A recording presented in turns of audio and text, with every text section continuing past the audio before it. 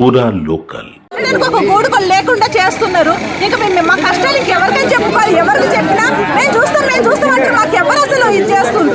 ఇప్పుడు మేము రోడ్డు మీద వచ్చి ఉన్నాము, మాకు ఎవరు అసలు దిక్కు దివారం ఎవరు ఇంత నష్టపోయినాము, మాకు ఎవరు ఇస్తారు ఈ నష్టాన్ని, ఎవరు కొడుతారు? కష్టజీవులు మీద కష్టం చేసుకుని బతుకుతామంటే ఉన్నాయి పోయినాయి, ఉంచుకునే పోయినాయి, అన్ని పోయినాయి. మాకు ఇంకేంటి దిక్కు చెప్పండి మీరే. మాకు చాలా నష్టాలు జరిగింది. మా నష్టపరిహారం ఒక నోటీస్ కూడా రాలేదు కోల కొడుతున్నామని. వస్తువులు మున్సిపాలిటీలు వస్తున్నారమ్మా, కోల కొట్టేస్తారంటే రోడ్డు పెద్దలు చేయాలంటే కోల కొట్టేస్తారంట అని చెప్తే మేమేమన్నా రోడ్డు పెద్ద కావాలంటే మా ఒక్కతే కాదు చివరికి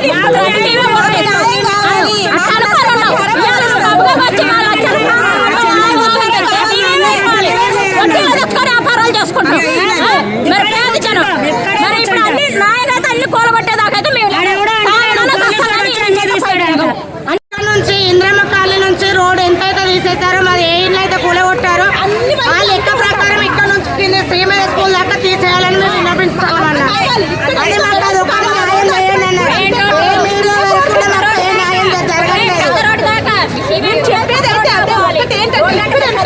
కావాలన్నారు. రోడ్డు అటువైపు కూడా అంతే కావాలి.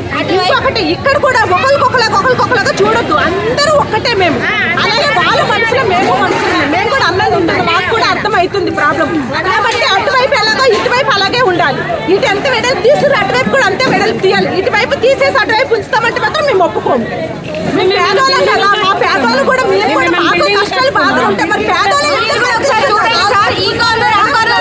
ముందుకెళ్ళలేదు,